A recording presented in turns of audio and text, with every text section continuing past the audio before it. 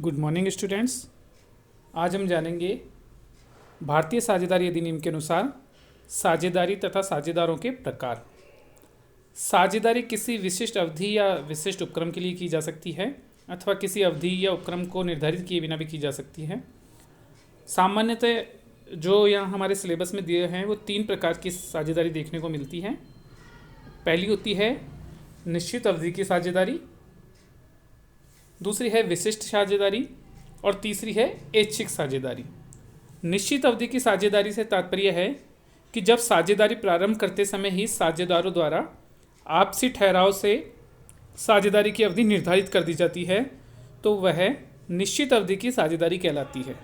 इस निश्चित अवधि की समाप्ति के बाद साझेदारी भी समाप्त हो जाती है, किंतु यदि सभी साझेदार चाहें तो सर्वसम्मति से निश्चित अवधि की साझेदारी को भी कभी भी समाप्त कर सकते हैं या निश्चित अवधि समाप्त होने के बाद भी जारी रख सकते हैं।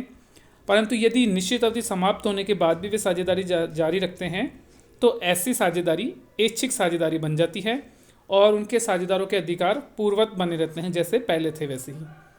दूसरी एक होती है विशिष्ट साझेदारी। यदि किसी साझेदारी की स्थापना किसी विशिष्ट उपक्रम या व्यवसाय को संचालित करने के लिए स्थापित की जाती है तो वह विशिष्ट साझेदारी कहलाती है। किंतु जब एक उपक्रम के पूरा होने के बाद भी साझेदार अपना व्यवसाय चालू रखना चाहते हैं या नया व्यवसाय प्रारंभ करना चाहते हैं तो वह साझेदारी स्वतः ही ऐच्छिक साझेदारी में परिवर्तित हो जाती है। ऐसी दशा में साझेदारों के दायित्व पूर्वतः ही बने रहते हैं, जैसा कि उन्होंने पहले निर्धारित किया था। नेक्स्ट जो अपन देख रहे हैं वो है ऐच्छिक साझेदारी। जब साझेदारी अनुबंध में साझेदारी की अवधि तथा साझेदारी की समाप्ति के बारे में कोई बात निश्चित नहीं की जाती तो ऐसी साझेदारी ऐच्छिक साझेदारी कहलाती है। ऐच्छिक साझेदारी के संबंध में कुछ प्रावधान ऐसे हैं कि ऐसी कोई अवधि निर्धारित नहीं होती है। ऐसी साझेदारी साझेदारों की इच्छा पर निर्भर रहती है, वो जब तक चाहें उसे जारी रख सकते हैं और जब चाहें इसी साझेदारी को समाप्त कर सकते हैं। ऐसी साझेदारी का अस्तित्व साझेदारों के ऊपर निर्भर होता है। कोई भी साझेदार पूर्व सूचना देकर साझेदारी से अलग हो सकता है और साझेदारी समाप्त कर सकता है। तो ये हमने देखा साझेदारी के प्रकार। नेक्स्ट जो है वो है साझेदारों के प्रकार। साझेदारों के प्रकार में आप देख रहे हैं, पहला है वास्तविक या सक्रिय साझेदार, एक्चुअल और एक्टिव पार्टनर्स।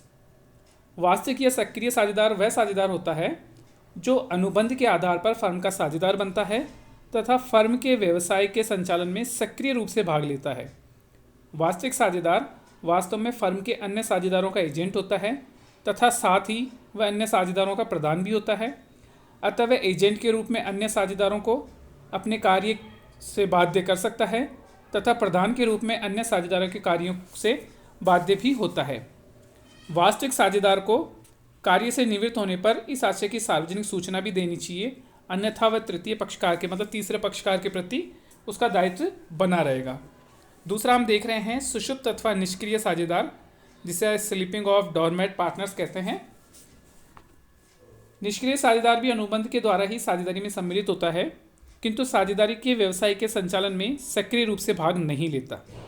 अन्य सभी साझेदारों की तरह वह भी पूंजी निवेश करता है, वह लाभ में हिस्सा भी लेता है। फर्म के ऋणों के लिए वह साझेदारों के समान ही उत्तरदायी होता है, यद्यपि उसके अस्तित्व को बाहरी व्यक्तियों से गुप्त रखा जाता है। सुषुप्त साझेदार या निष्क्रिय साझेदार बाहरी व्यक्तियों से कोई लेन देन नहीं करता। वह अपने कार्यों से अन्य साझेदारों को बाध्य नहीं कर सकता, किंतु अन्य साझेदार उसे अपने कार्यों से बाध्य कर सकते हैं। ऐसे साझेदार को अलग होने पर सार्वजनिक सूचना देने की आवश्यकता नहीं होती। मान लीजिए ऐसा साझेदार यदि फर्म से अलग होता है तो उसे सार्वजनिक सूचना देने की आवश्यकता नहीं रहती है। नेक्स्ट होता है नाम मात्र का साझेदार, नॉमिनल पार्टनर। नाम मात्र का साझेदार प्राय उस व्यक्ति को बनाया जाता है जिसकी व्यापार जगत में अच्छी ख्याति होती है, मतलब अच्छी गुडविल या कोई फेमस व्यक्ति जो होता है। ऐसे व्यक्ति को साझेदारी के रूप में लेने से फर्म की साख तथा प्रतिष्ठा में वृद्धि होती है। नाम मात्र का साझेदार वह है जो किसी फर्म को अपना नाम साझेदार के रूप में प्रयोग करने का अधिकार देता है, किंतु उस फर्म के व्यवसाय में उसका कोई आर्थिक हित नहीं होता। वह फर्म में न कोई निवेश करता है न फर्म के लाभों में हिस्सा प्राप्त करता है, किंतु वह वास्तविक साझेदार की तरह ही फर्म के दायित्वों के लिए तृतीय पक्षकारों के प्रति उत्तरदायी होता है।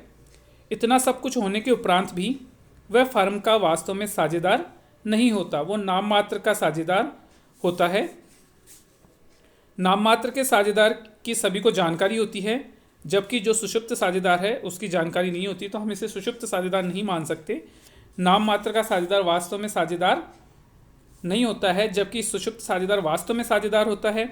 और नाम मात्र का साझेदार फर्म के ना तो लाभों में हिस्सा लेता है, न ही उसमें कोई पूंजी लगाता है, परंतु तीसरे पक्षकार के प्रति उसके दायित्व हमेशा बने रहते हैं। फिर है केवल लाभ के लिए साझेदार, पार्टनर्स इन प्रॉफिट ओनली।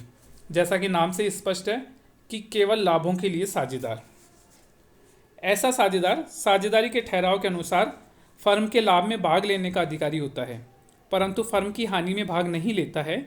यद्यपि वह अन्य साझेदारों के साथ फर्म की हानि के लिए उत्तरदायी नहीं है, तथापि वह अन्य पक्षकारों के प्रति फर्म के प्रत्येक कार्य व देनदारी के लिए अन्य साझेदारों के समान ही दायी होगा।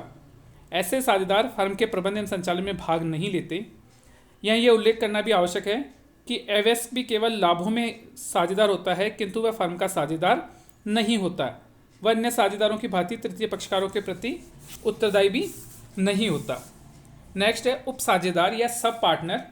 यदि फर्म का कोई साझेदार किसी अन्य व्यक्ति को अपने लाभों में हिस्सा देने के लिए सहमत हो जाता है तो वह उप साझेदार कहलाता है। उप साझेदार वास्तव में साझेदारी फर्म का साझेदार नहीं होता, बल्कि वह फर्म के किसी साझेदार का साझेदार होता है जिसके साथ वह लाभ बांटने का समझौता करता है।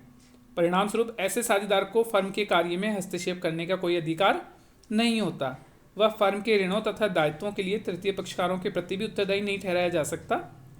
जैसे एक बाहरी व्यक्ति होता है, अतः उसे फर्म का संचालन करने, बही खाता देखने या उसकी प्रतिलिपियां मांगने का अधिकार नहीं होता, किंतु फर्म के समापन की दशा में वह खातों को देख सकता है तथा प्रतिलिपि की मांग कर सकता है। नेक्स्ट होता है प्रदर्शन द्वारा साझेदार। यद्यपि साझेदारी साझेदारों के बीच अनुबंध के परिणाम स्वरूप निर्मित होती है, किंतु कभी कभी पक्षकारों के आचरण एवं बोलचाल से भी साझेदारी का निर्माण हो जाता है। प्रदर्शन द्वारा साझेदार भी आचरण या बोलचाल का परिणाम ही है। प्रदर्शन द्वारा साझेदार कभी कभी कोई व्यक्ति अपने शब्द या आचरण से तृतीय पक्षकार के मस्तिष्क में ऐसा आभास प्रकट करता है अथवा दूसरों को ऐसा आभास कराने देता है कि वह किसी फर्म का साझेदार है, जबकि वह साझेदार नहीं होता। यदि वह तृतीय पक्षकार ऐसे आभास पर विश्वास करते हुए उस फर्म को उधार दे देता है तो ऐसा आभास कराने देने वाले व्यक्ति प्रदर्शन विबंधन द्वारा साझेदार कहलाएगा। परिणाम स्वरूप वह व्यक्ति उधार देने वाले व्यक्ति के प्रति उसी प्रकार उत्तरदायी होगा मानो कि वह उस फर्म में वास्तव में साझेदार है। तो ये थे साझेदारी के प्रकार तथा साझेदारों के प्रकार।